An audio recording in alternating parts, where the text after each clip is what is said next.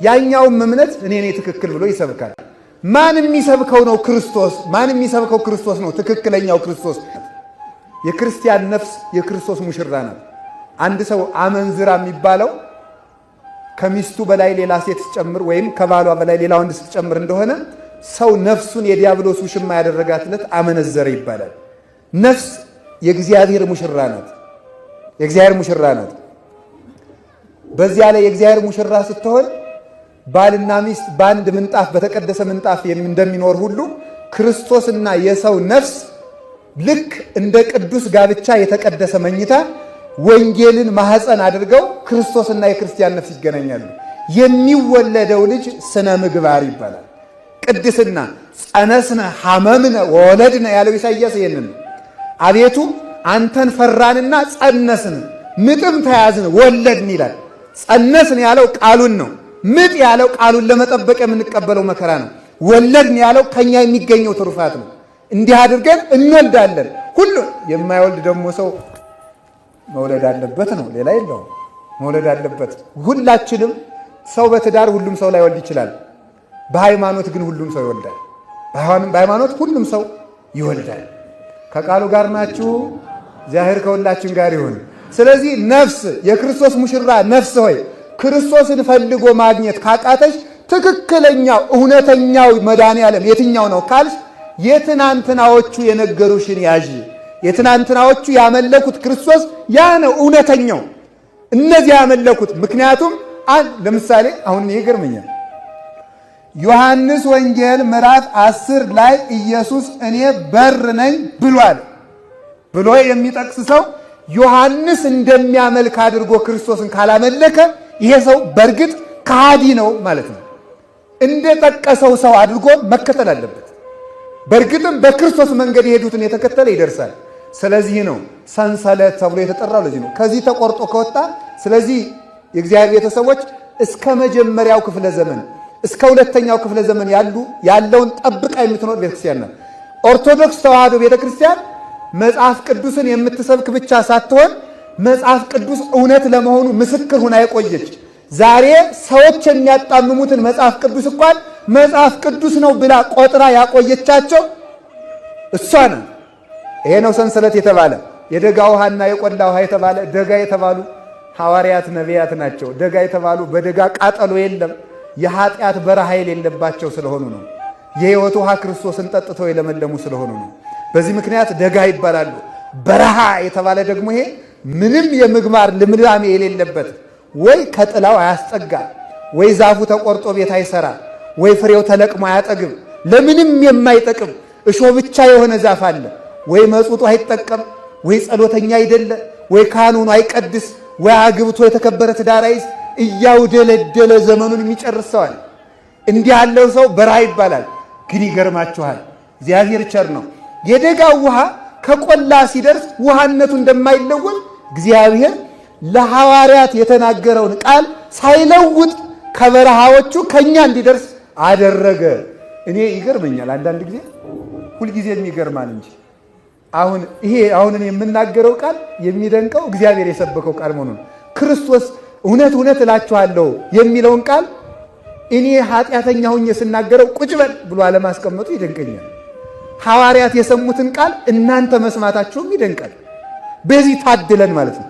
ኢየሱስ ክርስቶስ ራሱ አካላዊ ቃል ዘይኔጽር ለምድር ወይሬሳያ ከመትራድ ምድርን ትክ ብሎ ሲመለከታት እንድትንቀጠቀጥ የሚያደርጋት ዘይገስሶሙ ለአድባር ወይጠይሱ ተራሮችን በእደማቱ ሲዳሳቸው እንደ ቅቤ የሚያቀልጣቸው የሰበከውን ቃል እኛ እንሰማለን። ተፈቅዶልን ማለት ነው። የንጉሥ ምስራች ለመስማት እንኳን ሰው ይጓጓል። እግዚአብሔርን መስማት እንዴት ያለ መታደል መሰላችሁ! እግዚአብሔር ይነግሮሙ ለሕዝቡ በመጽሐፍ እግዚአብሔር ለሕዝቡ በመጽሐፍ ይነግራቸዋል። አሁን እየነገራችሁ ያለ አባ እንደሆነ ማሰብ አይገባችሁ። አሁን እያስተማረ ያለ እግዚአብሔር ነው። የሚማርም እግዚአብሔር ነው። መድኃኔዓለም በሚማሩት አድሮ ይማራል፣ በሚለምኑት አድሮ ይለምናል። ከሚሰጡት ጋር ይሰጣል፣ ከሚታሰሩት ጋር ይታሰራል። እስረኛ ከሚጠይቁት ጋር ሄዶ ደግሞ ይጠይቃል። ከሚፈረድባቸው ጋር ተከሶ ይቆማል። ፍርድ ከሚያቀኑ ጋር ፍርድ እያቀና ይገኛል። ከሚሰደዱት ጋር ይሰደዳል። ስደተኛ ከሚያስጠጉት ጋር ደግሞ ጎጆ ይሰጣል። የትም ቦታ የሚገኝ እሱ ነው። ስራውን የሚያከናውን እርሱ ነው። ንስሐ ስንገባም እኮ አንዳንድ ጊዜ ኃጢአታችን እንደመደበቅ የምናረጋት እየተናገርን ያለነው ለክርስቶስ እንደሆነ ስለማናስብ ነው። ለቄስ የምንናገር ይመስለናል። ለክርስቶስ እንደምትናገሩ ግን አስባችሁ ታውቃላችሁ? አሁን አንዳንድ ጊዜ ካህን ያዘዘን ነገር እኛ ከምናውቀው እውቀት ጋር መንዝረን ትክክል ከገጠመ ነው የምናደርገው ማለት ነው። እዚህ ላይ እንኳን አባ ተሳስተዋል ባይል ይሻላቸው ነበር ብለን አመዛዝን እንሰራለን። ሙሉ እምነት አባ ማን እንደ አባን ታውቋቸዋላችሁ አይደለም? ኢትዮጵያዊ ጻድቅ የሚጸልዩ አትማረኝ አትማረኝ እያሉ ነበር። አትማረኝ አትማረኝ አትማረኝ ምንም አልተማሩ። ሰይጣን መጣና አንድ ቀን አንተ እንዴት አትማረኝ አትማረኝ ትላለህ? ማረኝ ይበላላችሁ። ይኸውላችሁ ለምን መሰላችሁ? ሰይጣን ሰውየው እንዲማሩ ፈልጎ አይደለም። በዚያች ጸሎት ጸጋ ሲያገኙባት አይቶ ነው በቅንነታቸው። በኋላ ማን እንደ አባ አቡነ ያሳይ መጡና አንተ እንዴት አትማረኝ አትማረኝ ትላለህ? ማረኝ ማረኝ ብለህ ጸልይ አሏቸው። ራሳቸው ፊት ረስተውት አትማረኝ አትማረኝ ሲሉ ሰምተዋል። አትማረኝ አትማረኝ ብለው ሲጸልዩ እሺ ብለው አቡነ ያሳይ በትንሽ ድንጋይ ተሳፍረው ሲሄዱ የጣናን ባህር የሚራመዱበት በድንጋይ ነው።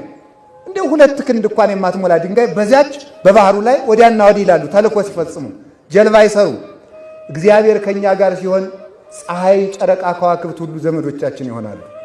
እግዚአብሔር ከኛ ጋር ሳይሆን ሲቀር ወዳጆቻችን ጠላት ይሆናሉ። ኦ ድንግል ማርያም ዘበብራይስጢ ማርያም ለመወልድኪ አፍቀረኒ መኑ ይጸልአኒ። በብራይስጥ ማርያም የምትባይ እመቤቴ ማርያም ሆይ ልጅሽ ከወደደኝ ማን ሊጠላኝ ይቻለዋል? ፀሐይ ይሴብሐኒ ወወርኅ ይባርከኒ ወከዋክብት ይቀድሱኒ ይላል አባ ጊዮርጊስ። ወላዲተ አምላክ ልጅሽ ከወደደኝ ፀሐይ ያመሰግነኛል፣ ጨረቃም ትዘምርልኛለች፣ ከዋክብት ያሸበሽቡልኛል። ልጅሽ ከጠላይ ግን ማን ሊወደኝ ይችላል? እግዚአብሔርን መያዝ ወዳጅን ያበዛል። ከቃሉ ጋር ናችሁ። ኋላ በድንጋው ተሳፍረው ሲሄዱ እሺ በሉ ማረኝ ማረኝ ይላል ብለው ዞር ሲሉ ጠፋቻቸው ጸሎቲቱ ማረኝ ማረኝ የምትለው። ኋላ ኧረ አባ ቆዩኝ ቆዩኝ ቆይ ብለው መልሰው ያችን ማረኝ የምትለውን ለመጠየቅ በእግራቸው ሲሄዱ በጣና ላይ በባዶ እግራቸው ሲሄዱ እኛኛው በድንጋይ ላይ ይሄዱ በባዶ እግራቸው ሲሄዱ ከእግራቸው ላይ ከጣነው እግራቸው አልረጠበም። ይሄም አይደንቅም። ምንድነው የሆነው? በባህሩ ላይ ሲራመዱ ከእግራቸው አቧራ ይተን ነበር። አቧራው እየበነነ ይሄዳሉ። አባ ምን ሆነው ነው? ጸሎት ያስተማሩኝን ጸሎት ረስቻት አሉ። ኋላ ተመልከቱ፣ ስለመታዘዛቸው ነው ያስተማሩኝን። የፊተኛውንም ጸሎት አያውቁም፣ የኋለኛውንም ጸሎት አያውቁም። በል የተባሉትን ማለት ነው ዝም ብሎ። ከዚያ በኋላ ተመልከቱ፣ ስለመታዘዛቸው ምክንያት አቧራ በባህሩ ላይ እንዲበና አድርገው ሲያዩት ወንድሜ ባላወቅኩት አዝዤ ገደል ገብቼ ነበረ። በል ዝም ብለህ ያስለመድካትን ጸልይ፣ አንተም ማደና የበቃሁን ነው ብለው መልሰው ሰደዷቸው። አትማረኝ አትማረኝ እያሉ በቅተው ነው። ሰው ከታዘዘ እሺ በጎ ባይ ከሆነ ለእግዚአብሔር እንደሚታሰብ እንዴ በግብፅ ከነበሩ መነኮሳት እኮ መካከል አባ ዳንኤል የሚባለውን መነኮሴ በጣም የሚወዱ ደናግል የሴቶች ገዳም ነበረ። ሽፍታው አባ ዳንኤል ነኝ ብሎ ተመስሎ የመነኩሴ ልብስ ለብሶ ገዳም ሄደ። ደናግል ሴቶችን ለማሳሳት ነው። እነሱ አባ ዳንኤል መጣ ብለው በሩን ከፍተው እግሩን አጠቡና እግር ጣቢ በክርስቲያን እንደናንተ ለምዳችሁ እንደሆነ አላውቅም። ለነገሩ የከተማ ሰው እግር ያጥባል። እስኪ ልጆች አሁን የእናት አባታችሁን እግር ታጥባላችሁ? እግር ማጠብ በጣም ትልቅ ክብር ነው። ቅዱስ አትናቴዎስ ፓትርያርክ ሆኖ ሲሄድ የእስክንድሪያ ፓትርያርክ ሆኖ ሲሄድ መነኩሴ ሳለ እንግዳ እግር ያጥብባት የነበረችውን ፋጋ ይዟት ነበር ይሄደው። እግር ማጠብ የመድኃኔዓለም ትልቁ ስራ ስለሆነ እግር ታጥቦ አይደፋም። በጣም ጽኑ እምነት ያላቸው አባቶቻችን የማንኛውም እንግዳ ቢሆን እጣቢውን ይጠጡታል። ሃይማኖታቸው የክርስቶስ አራያ ስለሆነ ክርስቶስ ሐዋርያትን ያጠበበት ውሃ ነው ብለው ስለሚያስቡ እንደዚህ ነው። ምክንያቱም ሃይማኖት ትናንትና ዛሬን የሚጋርድባት መጋረጃ የለባትም። የትናንትናው ክርስቶስ ዛሬም አለ። ይጠጡታል እና የእንግዳ ግርጣቢ አይደፋም። ውጭ ሁሉ ቤቱን አንዳንዶች ዛሬም አሉ ምዕመናን በእውነቱ ማለት ነው።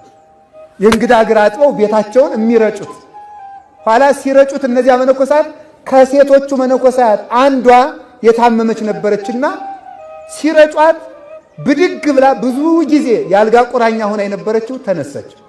በማን ጣቢ? በሽፍታው ጣቢ። ሰውየው ሽፍታ ነው፣ ለነሱ ግን አባ ዳንኤል ነው። እነሱ እንዳሰቡት እንደ እምነታቸው አደረገላቸው እግዚአብሔር። የሽፍታ እግር አጥበው እንኳን እንደ እምነታቸው የቅዱሳን እግር ያጠቡ ያክል እንዲቆጠርላቸው አድርጓል እግዚአብሔር። ስለዚህ ሰው መታዘዝ ይበልጥበታል። ለክርስቶስ እንደምንታዘዝ ንስሐ አባት ለቄሱ ስንናገር እማንደብቀው ደስም ብሎን የምንሄደው አንዳንድ ጊዜ ለብዙ ካህናት ተናዛችሁ ኃጢአታችሁ ሁሉ አልቀልላችሁና መልሼ ልናዘዝ ሕሊናዬ አልረካልኝም ቀኖና ተቀብዬ ነበር እንላለን። እንደዚያ የሆነበት ምክንያት ስግደቱ ስላነሳችሁ ሳይሆን የተናገራችሁት ለመድኃኔዓለም እንደሆነ ስለማታስቡት ነው። ጽዋዕከኒ ጽኑ ወያረዊ፣ አቤቱ አለ ቅዱስ ዳዊት መዝሙር 22 ላይ ያንተ መጠጥ ጽኑ መጠጥ ነው አለ፣ አያዳግምም። ዕለተ ዓርብ አፈሰስከው፣ ያው ዘላለም ሲያነጻ ይኖራል። አንድ ቀን ሰጠህን፣ አንድ ቀን እንዲያውም ዮሐንስ አፈወርቄን ሲናገር ደካማ መድኃኒት ነው ድገሙኝ ድገሙኝ የሚል ክርስቶስማ ጽኑ መድኃኒት ነውና አንድ ቀን ተሰቅሎ የዘላለም በሽታችን አንድ ቀን ነቀለው ይላል። ስለዚህ ጽኑ መድኃኒት ክርስቶስ እንደሚሰማችሁ አስባችሁ ቄሱ ተመልከቱ። አሁን ቅዳሴም እኮ ስንገባ ክርስቶስ አምላክነ ዘበአማንተ በማንከ ወባረክ በዴከ ወቀድስ ባይልከ ወአጽነ በመንፈስከ ይላል። ተመልከቱ። አቤቱ እውነተኛ አምላካችን ኢየሱስ ክርስቶስ ሆይ አንተ በኃይል በመንፈስ ይህንን ኅብስት ባርከ ቀድሰ የዕለተ ዓርብ ሥጋህን አድርገህ ስጣቸው ብሎ ይናገራል። ሊቀ ካህናት ኢየሱስ ክርስቶስ ተገኝቶ በመቅደስ የቅዳሴውን ሥርዓት የሚባርከው በእውነቱ ካህኑን እጅ አድርጎ የሚለውጠው እሱ ነው።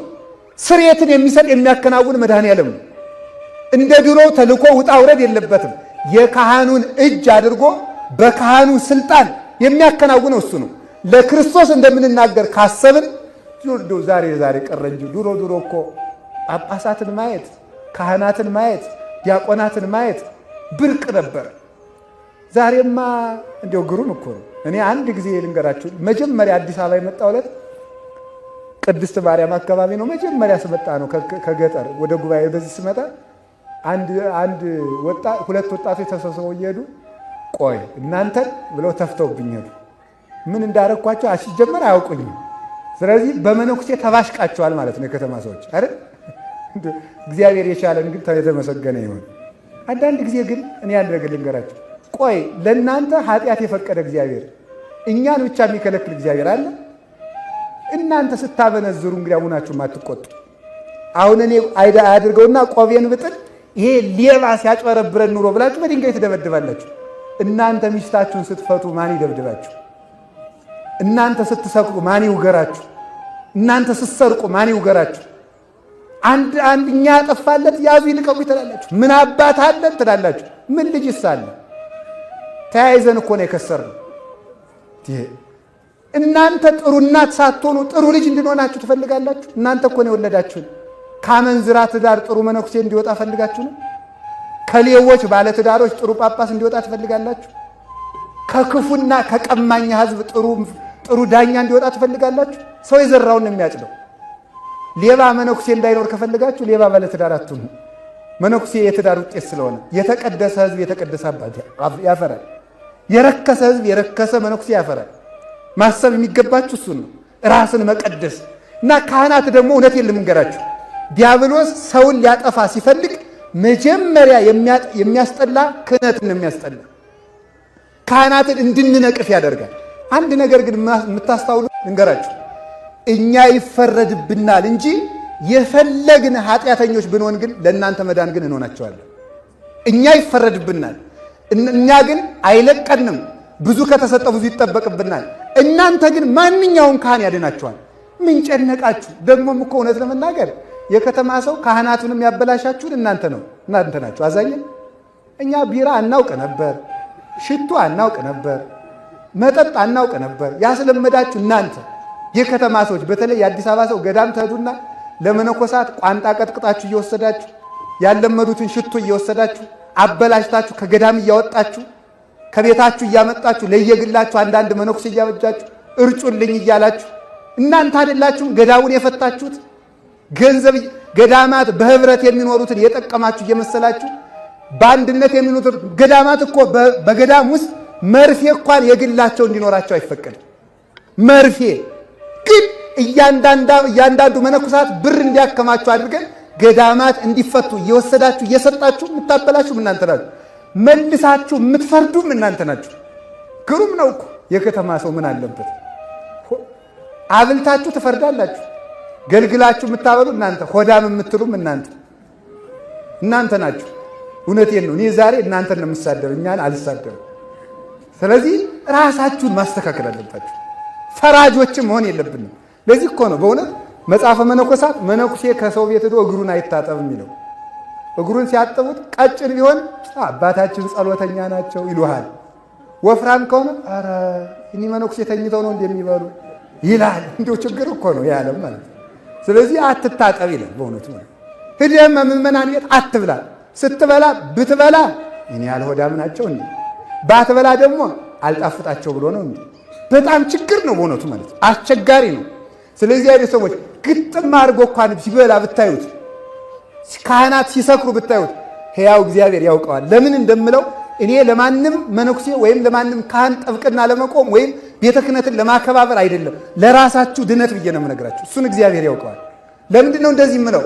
ካህናትን እየነቀፍን እንዳንናዘዝ። ከማን እንናዘዝ? ካህናቱም በኃጢአት ከኛ ጋር እኩል ናቸው በማለት ሰይጣን ወደ እግዚአብሔር እንዳንቀርብ እየከለከለን ስለሆነ ነው። ያን በደንብ ማስተዋል። ደግሞ ልንገራችሁ፣ አንድ አባ አጋቶን የሚባል ኢትዮጵያዊ ያለ፣ ሁለት አጋቶን ነው ያለው እና የሚበላ 5 ቁና ባቄላ ነው በቀን። 5 ቁና ስንት ኪሎ ይሆናል? በከተማ ሲመዘን 25 ማለት ይሆናል። በትንሹ 25 ይሆናል። 25 ቁና ለምሳው ነው የሚበላ። እንደዚህ አድርጎ ግን 500 ስግደት ይሰግዳል። በቀን 500 ይሰግዳል። ኋላ አንዱ መነኩሴ ያየና አንተ 500 ሰግደህ 500 በልተህ ይቅርበት ያንተ ስግደት፣ እንዲህ አንተ ይህን ያህል እየበላህ እንዳሳማ ከምትሰግድ ይቅርበታል። እሺ ብሎ እስኪ ባይሆን 2 ቁና ላድርገው ብሎ 2 ቁና በልቶ እሰግዳለሁ ቢል 200 እንደሰገደ አቃተው።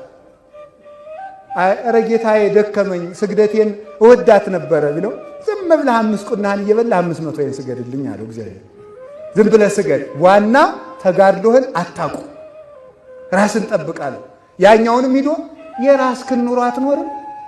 ምን ጨነቀህ? እኔ ለሰጠሁት እኔ ባቄላውን ላላሳጣሁት አንተ ምን ቤት ነህ? የራስህን ብቻ ስራ ነው። ይቅርታ ይሄኛውም ምንስ እግዚአብሔር ብላ ቢለኝ ወንድሜን ሳላስፈቅድ ፍቅር ይበልጥ የለም ብሎ ደግሞ ሊያስፈቅድ ሲሄድ፣ ያኛውም ወንድሜን በማይገባ ፈርጄ ሲባል ተገናኙ። ኢትዮጵያ ውስጥ ነው ይሄ እነዚህ ጻድቃን ያሉ። ኋላ ጻድቃን ሳይቃጠሩ ይገናኛሉ የተባለው የተፈጸመው በዚህ ጊዜ ነው። ተገናኙ። ሰውየውም 5 ቁናውን እየበላ በቃ። ሰው የፈለገ ሲበላ ብታዩት ሌሊት ምን ሲያደርግ ያድር እንደሆነ አታውቁ። ሲሰግድ ያድር፣ ሲያለቅስ ያድር፣ ሲንከባለል ያድር፣ ከውሃ ተነክሮ ከበርቢል ገብቶ ያድር። የምናውቀው ነገር የለንም። እንኳንስ በካህናት በወንበዴ ላይ ለመፍረድ እንኳን ስልጣን የለንም። በእውነት ለመሬ ከፈያታዊ ወዘማዊ በል በአይቲ አምር ለማይቀድመኒ በአውስተገነት ከመፈያታዊ ዘማን። ወንበዴ እንኳን ብታይ ይሄ ሰውዬ እንደ ፈያታዊ ዘማን እኔን ቀድሞ ገነትን ይገባ እንደሆነ ምን አውቃለሁ እያልክለፍ ነው የሚል በማንም ላይ። እንዲያውም አንድ የቤተ ክርስቲያን አባት ምን ይላል? በሰው ላይ የሚፈርድ ሰው ጣዖት ነው። ጣዖት ማለት በእግዚአብሔር ጌትነት ገብቶ የሚመለክ ነው። መፍረድ የእግዚአብሔር ስልጣን ነው። የሚፈርድ ሰው በእግዚአብሔር ስልጣን የገባ ነው ይላል። በማንም ሰው ፈራጅ መሆን የለብንም በእውነት ማለት ነው። አሁን ሊቃነ ጳጳሳትን፣ ፓትርያርኩን፣ ካህናትን፣ መነኮሳትን፣ ዲያቆናትን እንድንንቅ አልተፈቀደልንም። ደግሞ በዚያውም ላይ ይሄ ሰውዬ መቼስ የተላከው መልእክት አለ እንዳትሉ፣ እኔ ከቤተ ክህነት ቅጥርም የለኝ ምንም የለም፣ ተማሪ ነኝ። እግዚአብሔር ይመስገን ተማሪ፣ የቆሎ ተማሪ ነው። ዛሬም ተማሪ ነው። ስለዚህ የምነግራችሁ ማንንም ሰው እንዳናማ ነው። አምላከ ቅዱሳን እንዲህ እንዳናደርግ እግዚአብሔር ይጠብቃል። እውነቴን ነው። የእግዚአብሔር ሰዎች በየኢንተርኔቱ ጳጳሳትን እንደመሳደብ እግዚኦ መሐረነ ክርስቶስ ነው በእውነት ማለት ነው። የክርስቶስ እንደራሴዎች ናቸው እኮ በእውነቱ። ጴጥሮስን ወክለው የተቀመጡ ናቸው። ምንም አይነት ነገር ቢሆን እሱ ይፍታ ይለኛል፣ እፈታለሁ። ለራሱ ከእግዚአብሔር ጋር ይተዋወቅ። ይፍታ ይለኛል፣ ክርስቶስ የፈታኸው ይፈታ፣ ያሰርከው ይታሰር ብሎታል። ያስረኛል፣ ይፈታኛል። እሱ ደግሞ ከሚፈታው ይፈታል። ይሄንን እንድናውቅ ለማለት ፈልጌ ነው። እግዚአብሔር ውሃው እንዳይዛባ ስላደረሰ ስሙ የተመሰገነ ይሁን። የደጋው ውሃ ከየት ይደርሳል ነው ያልኳችሁ? ከቆላው ሳይለወጥ ይደርሳል። ሰዎች ቢለወጡ ካል ለእናንተ ካህኑ ሌባ ቢሆን፣ ቀጣፊ ቢሆን፣ ወንበዴ ቢሆን፣ ዘፋኝ ቢሆን ውሃው ግን ሳይበረዝ ይደርሳል። እርግጠኞቹ እሱ ሰርቆ ቅዳሴ ቢገባ ቅዳሴው አይበረዝም፣ የእሱ ነፍስ ትበረዛለች እንጂ። እንደዚያ እንድናደርግ ሕሊናችን ማስተካከል ይጠበቅብናል። አንድ ሰውዬ ከቃሉ ጋር ናችሁ መሬት ነበረውና መሬቱን ለንስሐ አባቱ እኩል እያረስክ አካፍለኝ ብሎ ይሰጠዋል። ለንስሐ አባቱ ገበሬ ሆኖ ማለት ነው። ይቅርታ አይደለም፣ ንስሐ አባቱ ለንስሐ ልጁ መሬቴን እያረስክ አዝመራውን እኩል አካፍለኝ ብሎ ይሰጠዋል። ኋላ ሲያርስ ምን ተገኘ? ወርቅ በድስት ተገኘ። ሰውየው ለሰራተኛው ምን አለው? ሂድና ይህንን ወርቅ ለአባታችን ስጣቸው፣ እኛ ብናገኘውም ከሳቸው መሬት ነው የተገኘ ብሎ ይሰደዋል። ይሄማ ነገ ወርቁን አካፍለኝ ብሎ ሊከሰኝ አይደል ወይስ ሊመሰክርብኝ አይደል ብሎ ወርቁን ተቀብሎ ሰራተኛውን ገደለው። ንስሐ አባቱ በገንዘብ ፍቅር ተነሳስቶ እንግዲህ የንስሐ አባቴ ወርቁን ከሰረቁ ሰውየውንም ከገደሉ እኔ እንግዲህ ቤተክርስቲያን የምትባል አልሄድም ብሎ ደመደመ። ሰው አልሄድም፣ ቁርባንም አልቆርብም፣ ንስሐም አልገባም፣ አላስቀድስም፣ ቤተክርስቲያን ዘወር አልልም። ባወቀ ያድርስ፣ ከቤቴ ሆኜ እጠራዋለሁ፣ ከሰማይ ስማይ ሀሎነን ጦሮጦስ ይብላኛል። ብዙዎቻችን እንደዚህ እንላለን። ቤተክርስቲያን እንግዲህ አልሄድም፣ ጸሎትም አልጸልይም። በቅሎ ቆረጠች፣ ሙሉት አታውቁትም? ለራሷ አሳጠረች። ብትቆርጠው አጠር አድርገው ያስሮታል። ቤተክርስቲያን ብትቀሩ የምትጎዱ እናንተ ናቸው። ሰው ተከታይም አትሁኑ። ሰው ይወድቃል። አባ ከወደቀ አባ ወድቋል። ቤተክርስቲያን ግን አትወድቅ። ክርስቶስን እያዩ መሄድ ነው አይደለም? ምንድነው ያለ ጌታ? ወንትሎ ለፍጹም መላክነ ቅዱስ ጳውሎስ ወንትሎ ለፍጹም መላክነ የጸናውን ፊት አውራሪያችን የእምነታችን ራስ ክርስቶስን እያየን እንሩጥ። ከአፈር ከትቢያ ጋር ምን ያሯሩጠናል? የጸናውን እያየን እሱን መከተል፣ እሱ ከደረሰበት ያደርሰናል። እውነተኛው መንገድና ሕይወት እኔ ነኝ ብሎ ተናግሯል። በኋላ አልሄድም ቤተክርስቲያን ሲል በህልሙ እግዚአብሔር ምን አሳየው መሰላችሁ? ውሃ ተገድቦ ውሃ ጥሩ ምንጭ ትፈልቃለች። ከምን ጥሩ ውሃ እየፈለቀች ኋላ በወርቅ ምንጭቱ ዙሪያዋ የወርቅ ነው፣ መጨለፊያው ደግሞ የወርቅ ነው። ማንኪያውን ይዞ ውሃ እየቀዳ ጠጣ የሚለው ግን ለሱ ሰውዬ እጁ በቁስል የነደደ ነው። ኋላን ካጠጣ ሲለው አልጠጣም አለ። እኔ በዚህ እጄ የተቀዳውን አልጠጣም ሲል እንዴ ገበታው የወርቅ ማንኪያው የወርቅ ምንጩ ንጹሕ ከእጁ ምን አለ ብሎ ነገረው። ስለዚህ ገበታው የወርቅ ቤተ ክርስቲያኒቱ ናት። ምንጩ ንጹሕ ራሱ ኢየሱስ ክርስቶስ ነው። ወርቁ ንጹሕ ክህነቱ አይረክስም። የቆሰለው እጅ ግን የካህኑ ኃጢአት ነው። አንተ ምን ጨነቀህ ብሎ ሲነግረው ከዚህ በኋላ ሄዶ ሥጋውን ደሙን ተቀበለ ይላል። የካህኑ ርኩሰት ለእኛ አይደርሰንም።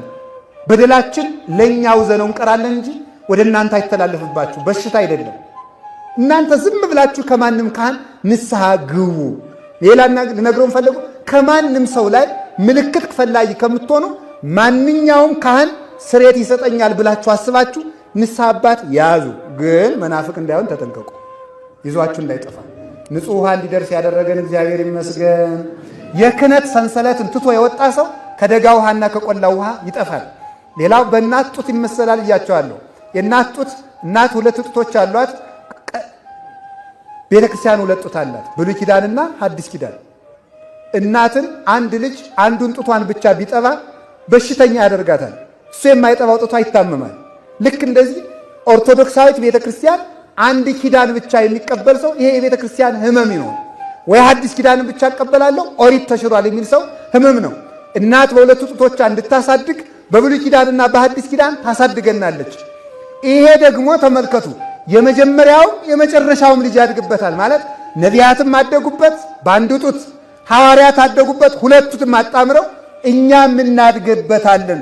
የመጀመሪያዎቹንም የመጨረሻዎቹንም ታግሳ የምታሳድገን ቤተክርስቲያንን የሰጠን ክርስቶስ ክብር ምስጋና ይግባው።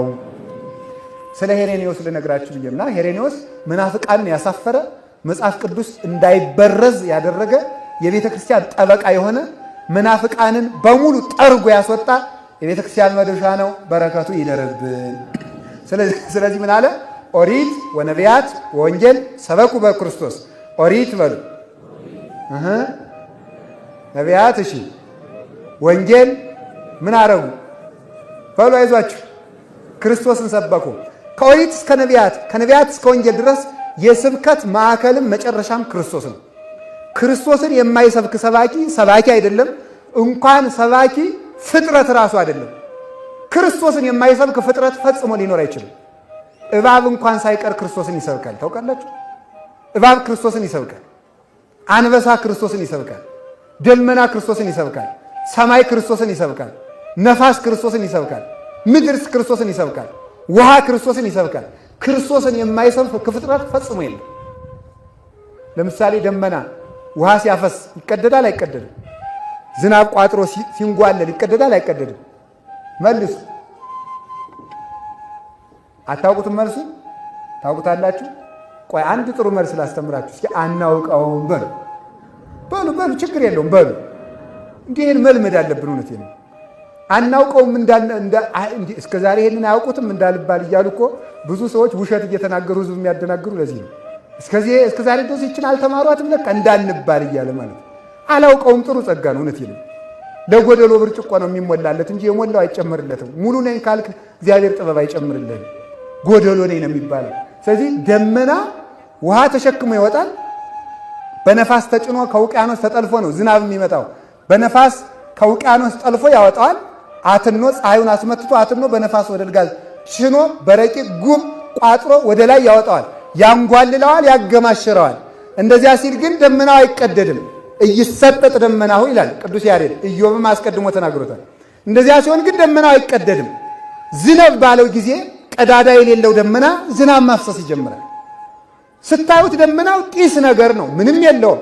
ውስጡ ላይ ግን ዝናብ አለ። እንዴት ወይ በርሚል አይደል፣ ወይ ከረጢት አይደል፣ ወይ ማድጋ አይደል። እንዴት ውሃው እንደቋጠረው አይታወቅም። አይቀደድም፣ ግን ውሃ ይዟል። ደመናው አይቀደድም። ይህን ግን አባቶቻችን ሲተረጉሙት ደመናው አይቀደድም ማለት ሁለት ትርጉም አለው። ደመናው ውሃ ቃጥሮ ግን አይቀደድም ማለት ድንግል ማርያም አምላክን ወልዳ ድንግልናው አልተለወጠም ማለት ነው።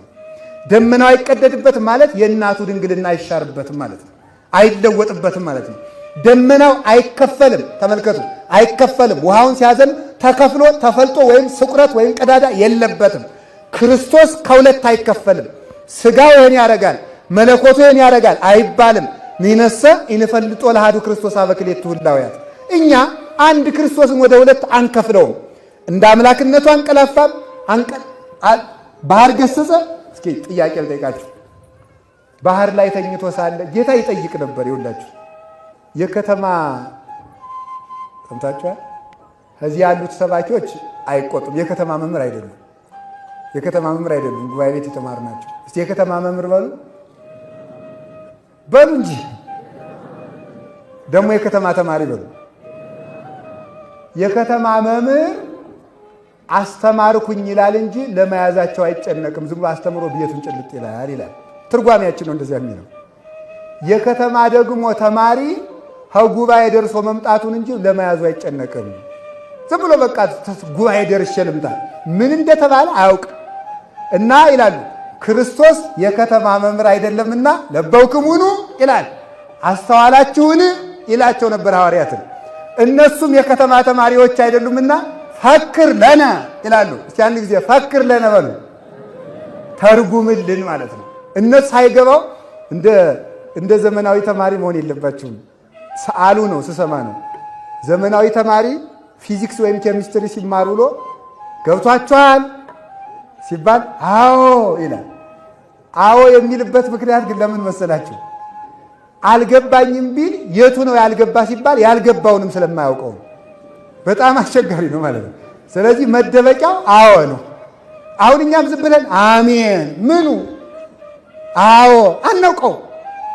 ስለዚህ መጠየቅም መጠየቅም መውደድ አለባችሁ እና ለዚህ ነው ከቃሉ ጋር ናችሁ እምላችሁና ጥያቄ የማበዛባችሁ ስለዚህ ነው። ከቃሉ ጋር ናችሁ። እግዚአብሔር ከሁላችን ጋር ይሁን። ጌታችን መድኃኒታችን ኢየሱስ ክርስቶስ ባህር ላይ ባንቀላፋ ጊዜ ያንቀላፋ መለኮቱ ነው ስጋው ነው? የምታውቁትን ተናገሩ። አቤት ስጋው። እሺ ባህር የገሰጸሳ? አቤት አይዟችሁ የምታውቁትን። እምነታችሁ ተዋህዶ አይደለም? እኔ ዛሬ ብትቆጡ እንኳን አልሰዳችሁም። እውነቴን ነው። እምነታችሁ ተዋህዶ ነው አይደለም? በጣም ጥሩ። ባህር የገሰጸ ስጋው ነው መለኮቱ ነው? ያንቀላፋሳ? ካፈላችሁ ማለት ነው። ያችሁ ካቶሊክ ሆናችሁ የሚያንቀላፋ ስጋው ነው አላችሁ። ባህር የሚገስጽ መለኮቱ ነው ከፈላችሁ። ተይውላችሁ ደመናው አይቀደድም ብዬ ክርስቶስ ከሁለት አይከፈልም ብያችሁ ነበር። እሺ ሌላ ጥያቄ ልጠይቃችሁ። ሰርግ የተጠራ መለኮት ነው ስጋ ነው? ማን ነው? መለኮት አይደል? ስጋ። አይዟችሁ አንዳንድ ጊዜ አጥንት መቆርጠምም ልመዱ። ዝም ብሎ ሁልጊዜ ገንፎ መዋጥ አይደለም። እውነቴን ነው። ጥርስ አውጡ እንጂ አይሻልም? ጥርስ ላላወጣ ሕፃን ነው ገንፎ የሚሰጠው። እና ስለዚህ ቅዱስ ጳውሎስ ምን አለ? ሀሊበ ወጋይኩክሙ፣ ገና ጥርስ አላወጣችሁም ወተት እግታችኋለሁ አለ። ሁልጊዜ እግዚአብሔር የተቆረጠ ይቀጥላል የሚል ስብከት ብቻ አይደለም መልመድ ያለባችሁ። ጠንከር ያለ ነገር ሲመጣም ስሙ እንጂ። ስለዚህ ተመልከቱ፣ ሰርግ የተጠራ ቃና ዘገሊላ መለኮት ነው ስጋ ነው? ስጋም መለኮትም ነው። እሺ ውሃውን ጠጅ ያደረገው ማን ነው? ስጋም መለኮትም ነው። መለኮት ሰርግ ይጠራል? መለኮትን ሰርግ እንድትመጣ ተብሎ ይጠራል? አይጠራም። ስጋ እንግዲህ ውሃ ጠጅ ያደርጋል? እንግዲያ ችግር በጣ እውሩን ምራቁን እንትፍ ብሎ ያበራለት ስጋ ነው መለኮት ነው? አይዟችሁ ያዙ በሉ ምን አላችሁኝ? ስጋም መለኮት ምራቅ አለው እንዴ? አቤት ስጋ እውር ያበራል እንዴ? ስለዚህ ምን ይባላል? ወልድ ዋሕድ ክርስቶስ። እስኪ ወልድ ዋሕድ ክርስቶስ በሉ። ይሄ ይውላችሁ በተዋህዶ ማለት ስጋው ይሄ የስጋው ነው። ብረትን እሳት ውስጥ ከጨመራችሁት በኋላ ይግልና ቀይ ይሆናል፣ እሳት ይሆናል።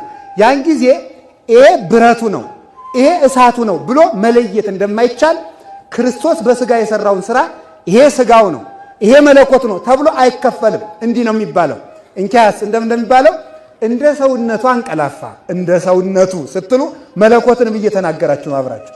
እስኪ እንደ ሰውነቱ አንቀላፋ በሉ። እንደ አምላክነቱ ምን አለ? ባህር ገሰጸ። ስለዚህ አሁን ይመጧቸዋል። ቀላል ጥያቄ ስትጠየቁም አትደናግሩ። በተለይ የእስልምናው ይህንን ያነሱታል። አምላክ ከሆነ አምላክ ያንቀላፋል ሲል ፍጡር ባህር ይገስጻል ብላችሁ መመለስ ነው። እዚያው ላይ እኮ ነው መልሶ ያለ ማለት ነው። አምላክ ሰርግ ይጠራል፣ እንግዲያ ፍጡር ውሃን ጠጅ ያደርጋል። አምላክ ምራቅን ትፍ ይላል፣ እንግዲያ ፍጡር አይን ያበራል። እንኪያስ ምንድነው ሲባል የማይከፈል የማይጠቀም ስግው ቃል ክርስቶስ የብረቱ ተመልከቱ፣ እሳቱ በብረቱ መጠን እንደሚታየው በምላቱ በምድጃ ያለው እሳት በብረቱ መጠን እንደሚታየው ምሉ መለኮት ምሉ አምላክ በጠባብ ስጋ በአጭር ቁመት በጠባብ ደረት ተወስኖ ተገለጠ። ግን ሌላ ቦታ እሳቱ የለም አይባልም። እንደዚሁም ሁሉ ስግው ቃል ክርስቶስ በጠባብ ደረት በአጭር ቁመት ስለተወሰነ ከሰማይና ከምድር ከባሕርና ከቀላያት ጎሏል ወይም ከአባቱ መንበር ተነጥሏል አይባልም። ለሊሁ ተመልከቱ እንዘሃሎ ውስተ ከርሰ እሙ ለሊሁ ይመልእ ሰማይ ወምድረ ይላል ቅዱስ ቄርሎስ። በእናቱ በድንግል ማርያም ማህፀን እያለ በሰማይና በምድር በባሕርና በቀላያት መካከል መልቶ ነበረ። እሱ በእናቱ የዕለት ጽንስ ሆኖ በእናቱ ማህፀን እያለ ሕፃናትን በእናታቸው ማህፀን ይስላቸው ነበረ፣ ይቀርጻቸው ነበረ። ውሃ እየተጠማ ባሕርን በፍኙ ይሰፍር ነበረ። ማወቅ የሚገባው ይህንን ነው። አይከፈልም። ስጋው ይለምናል፣ መለኮቱ ምሕረት ይሰጣል አይባልም። ስግው ቃል ክርስቶስ የሚከፈል ባሕር የለውም።